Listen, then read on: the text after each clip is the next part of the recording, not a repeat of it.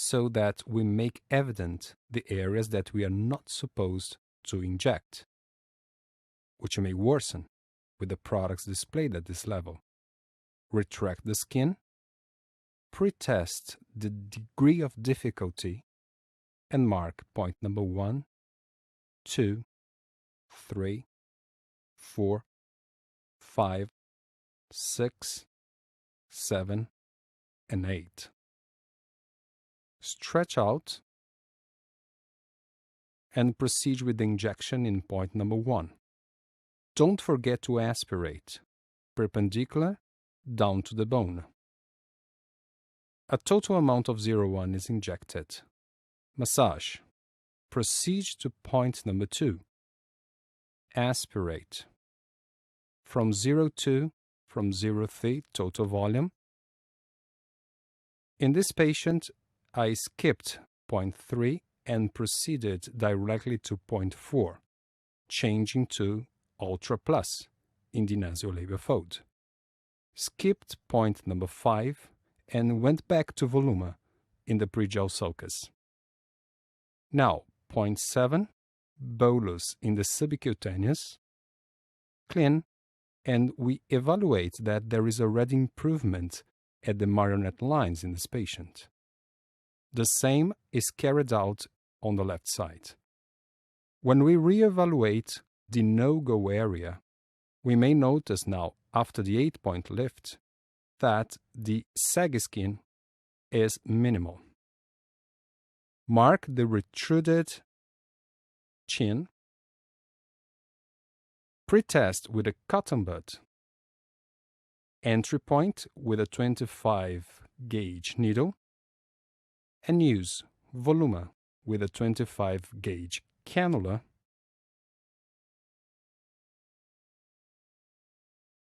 stretch the skin and direct to the area of volume loss. Proceed with fanning technique or retrograde and anterograde, and display the product in multiple layers so that we can give support to the more superficial areas around the perioral. We may also proceed and put the cannula in the chin, which would be point number 9. Massage, remove the markings, and evaluate the difference between the left side that was treated and the right side. We see that the oral commissure has lifted on the right and also more projected when compared to the left one. Another entry point and the change to Juvederm Ultra Plus. Getting the product through a cannula in the body of the lower lip, we proceed with the filling and replacing volume. Retrograde, check and reinforce the mucosa at the oral commissure. And again, a more lifted and correction at the oral commissure and marionette line complex is obtained. Do the very same on the left side. Start by marking the no-go area. Inject voluma with the 25 gauge cannula. Retrograde, anterograde to compensate the volume loss and the retruded lower maxilla. By replacing volume at this level, we get a better anterior projection. Change to Juvederm Ultra Plus, because now we are heading to the lower lip. The importance of this strategy is to strengthen the modulus area so that there is an improvement and upward lifting of the oral commissure. To be very, very satisfying. The first technique is to mark out the cheek. And if you make a little line that runs from the top of the ear through to the bottom of the nose, and then take a second line that runs from the lateral iris vertically downwards, where those two lines cross is nearly always close to the central point of where the center of the cheek filler should be. And you can confirm this by just gently putting your thumb on the cheek and lifting.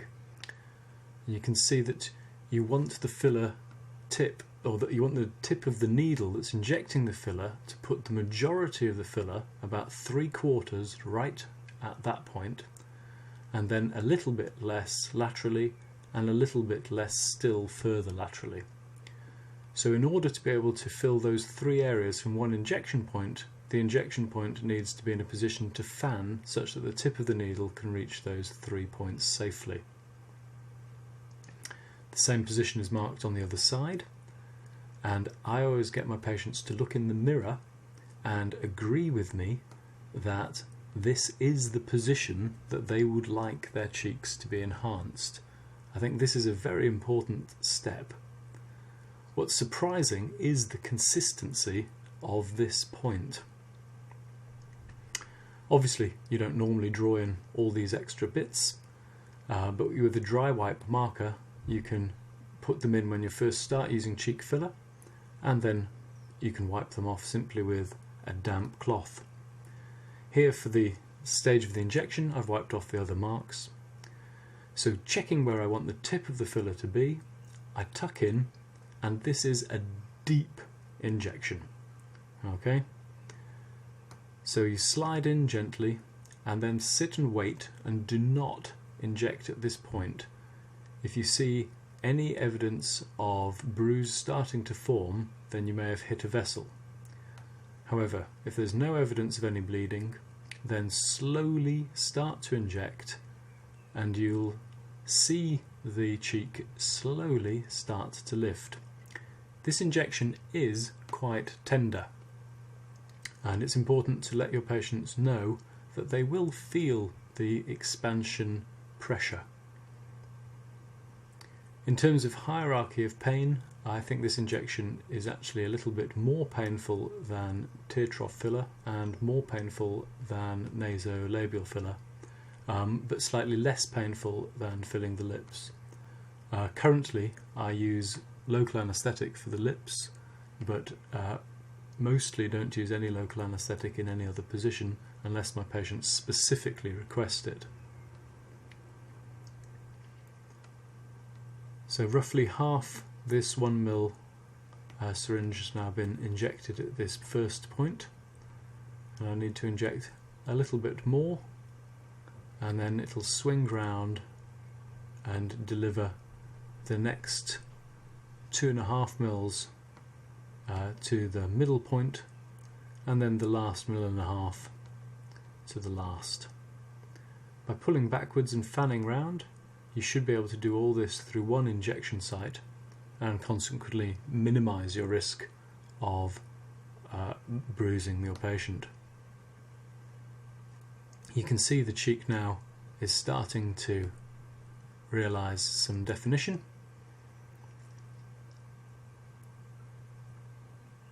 As you fan round, I think it can be a little tender. And there you go, there was a nice little ow. And I think for fairness I haven't edited that out. And you can see the tip of the needle fans round and the last little bit of filler is injected. As a general rule, to get any visible effect you'll need at least 1 mil on each side, and to get a more striking effect 2 mils each side. I personally like to start with 1 mil and then see what my patients think, and the immediacy of fillers, of course, means that the patients can say whether they want more. This massaging and moulding is a very satisfying part as well as the cheek filler.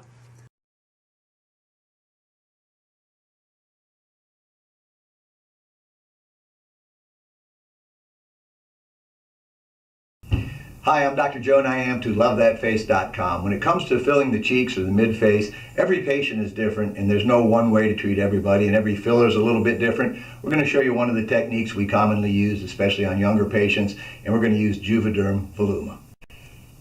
So there's a lot of ways to inject the cheeks, and one of the important things is the diagnosis, because every patient is different. People that say that there's only one way to inject the cheeks, or that if you draw one intersecting line, that's not true. Everybody has different anatomy and everybody needs different augmentation. So this patient already has pretty good cheek augmentation. Now this is Juvederm Voluma, and we have intersecting rings, kind of like the Olympic rings, and these are the areas, the infraorbital, kind of the submalar, and the lateral malar regions that I like to augment. And if you remember, Voluma is FDA approved only and specifically for cheek augmentation. This is not a subcutaneous filler. It's meant for deeper injection, and it just flows very nicely, and I think you can see that cheek elevating as we inject this. And then once I inject this, I like to massage it, and let's wipe that off. And it just doesn't take, I mean, that's a 1 minute cheek augmentation right there, and that just looks very nice. So again, on young people that already have beautiful cheeks like this, it doesn't take very much to augment. And you just want to blend it, and I think the middle circle is on the, wipe that off, and then let's wipe the dark off. The middle circle on the average person is really where you want your augmentation. Put some more on there so we can massage it. All right, let's blot this.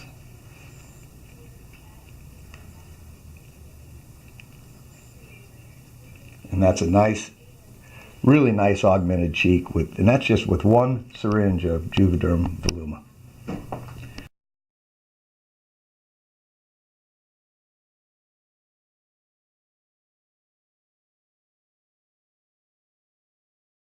In the temple region, you have the superficial temporal artery that's coming up, and it gives off a branch over here called the frontal ramus. That's the one that you can feel your pulse in your temple. And when it comes across, it's going to avoid the supraorbital, and it actually likes to join up to the supratrochlear. But that's a highway to go right this way into the eye, and there have been 4 reported cases of blindness here in the US. 2 are temporary, 2 have some permanent loss because they hit that vessel. 1 centimeter up the temporal fusion line. You feel for the temporal fusion line. You go 1 centimeter up. You come 1 centimeter back following the orbital rim. This is your sweet spot. With that injection, you go right down onto bone. You put your finger over it to make sure there's no pulse because you would prefer not to skewer the artery if you could avoid it, but I've done it. And you'll see the product flow here and stop because it's fused. You'll see the product flow down to the orbital rim and stop because it's fused. And then the only place it can go, because I'm not allowing it to go here, you'll see it push against my finger, I won't let it, is it will come down this way right into the hollow of where I want it. I will not stick a needle under the skin over here. This is very dangerous. Looking for different results. And basically, we can divide our mid-phase treatment into 3 different categories. We can make rejuvenation, enhancement, or remodeling. We will talk a little bit more about that later on. And this is a young patient, and she's looking for an enhancement of her cheekbones, not only rejuvenation of her midface, and she wants that sharpness, so this is a reason why I would like to choose Restylane Perlane. So let's have a look at our patient's midface and the different anatomical landmarks, because they can very easily be defined. So by lifting up the midface, we define the medial malar fat pad. Behind this, we find the presygmatical space. This is a very good area to use for augmentation. Medially, we have the nasolabial fat pad. Superiorly, we find the teardrop ligament. Dividing into the upper and lower orbicularis retaining ligament. And then we have the buccal maxillary ligament, true and false, dividing the nasolabial and malar fat pad. So this is the basics of the midface anatomy. We can choose different entry points, laterally, most common in Europe, medially, Asian, and then sharp needle perpendicular into the area. They all have their pros and cons, and I think that there are many ways to roam, so of course different techniques can be used to achieve as good results. Then the $1 million question, where should we put the volume? Well, if we use a morphological approach by drawing up the malar fat pad, we know that if we just stay within that presygmatical space, we will rejuvenate. But we can also enhance some area by adding more volume, for example, laterally, to enhance it, or we can actually remodel the midface. So different approaches, and we put volume in different ways, not only calculating just one spot to show it. I also would like to point out this very nice paper published by Dr. Wong, which showed us the presygmatical space which we've been using for many years. We also need to take in consideration the retaining ligaments, and I showed you the buccal maxillary ligament dividing the 2 fat pads of the patient, and this we need to respect. So for this patient, it's an enhancement. She wants to have higher cheeks. She's a Caucasian, and we could talk for a long time on different ethnical and cultural wishes, but here it's basically more lateral approach.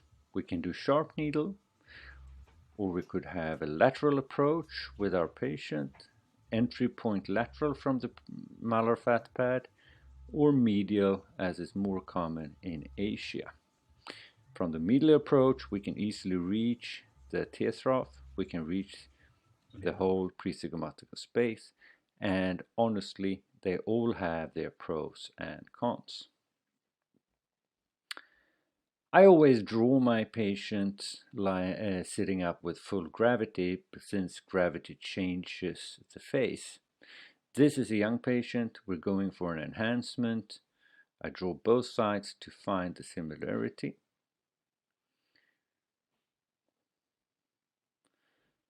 Always clean not only the entry point but the surrounding area, working with a microcannula.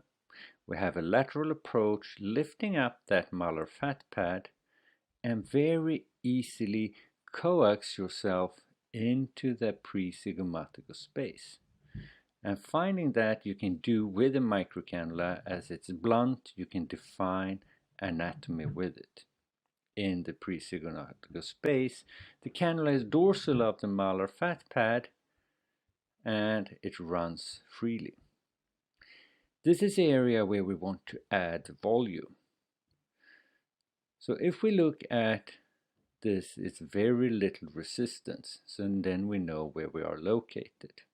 The gel contains lidocaine, so it's not painful at all for the patient. If I go more superficial in the fat pad, I will have a high resistance. And as you can see, the filler will move with the smile if I do injection in this area, just as it did for Putin. So this is how we create artificial results, by adding filler in the wrong anatomical layers. So let's look at the third indication, sharp needle. Is sharp needle injection safe? This is a question that we need to ask ourselves. We know more and more about the anatomy of the face, but we also know more and more of the big variation of anatomy between different patients. This paper came from a Korean team, and they looked at 35 cadavers and at the course of the branching patterns of the facial artery and how it runs close to the nasolabial fold and nasojugal grove. What the group showed us is that basically in 77% of the cases, the artery crosses or runs medially of the nasolabial fold, which means a high risk for sharp needle injection. Only in 23% of the cases, it runs laterally. So of course, with more and more knowledge of the big variations and that we don't know what we really can expect the artery to be located, it's definitely more and more important to understand the importance of the use of microcannula. So what areas are safe to inject? We have blood vessels basically running all the way down from the DAO with the facial artery, dividing to the inferior labial artery, up to the superior labial artery, up to the angular artery, and sometimes even a connection up to the infraorbital artery. When looking at the anatomy, we can also see that many of the arteries are interconnected, which actually gives us a risk of retrograde migration and a disturbance of the optical artery, meaning blindness. So many doctors around the world, they think that they might be safe from intravascular injections just due to aspiration. In my opinion, this gives us false security. So let's have a look at aspiration of some Coca-Cola. Coca-Cola definitely has a lower viscosity in blood and should be easier to aspirate than an intravascular position. So let's start with the Prime 29 gauge ultra thin wool needle. This is normal Restylane. The 29 gauge has the inside of a 27 gauge, and this gives us a false negative result when we have gel in the needle. Of course, it's more difficult to aspirate. This is a situation you have if you have already done an injection with that needle and syringe. So let's try a non-primed, meaning there is no gel in the needle. Still, due to the thinness of the needle, it's false negative. If we go up to a 23 gauge, we prime it, still it's a false negative result. The only way to be safe is to use a non-primed 23 gauge needle, meaning no gel in the needle, and we can get aspiration easily. So don't think that you're safe just because you aspirate. So sometimes we see sharp needle injections like this, and basically this might be dangerous. If we are lateral from the mid-pupil line and we're on the bone, there is basically no blood vessels there. But if we come more medially, it becomes also more dangerous. We need to know where foramen infraorbitale is located in the mid-pupil line and about 2 centimeters below the rim. So this is definitely a danger zone. If we go medial from this, I would say that this is a no-go zone. We should not do any sharp needle injections medial from the mid-pupil line, and there's no reason to do it laterally also, since we can do very safe and predictable injections with our microcannulas.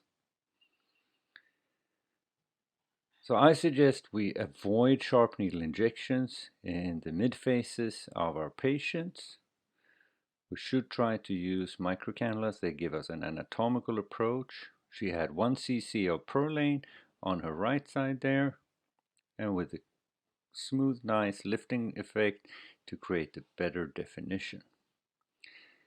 So before and immediately after, she had her cheeks augmented by 1 cc of Perlane on each side, but to maintain balance, we also added about 1 cc of Perlane in her chin. It's all about those areas interacting with each other, and we cannot only augment cheeks because too much, and then the patient will get out of balance and lose the harmony of her face.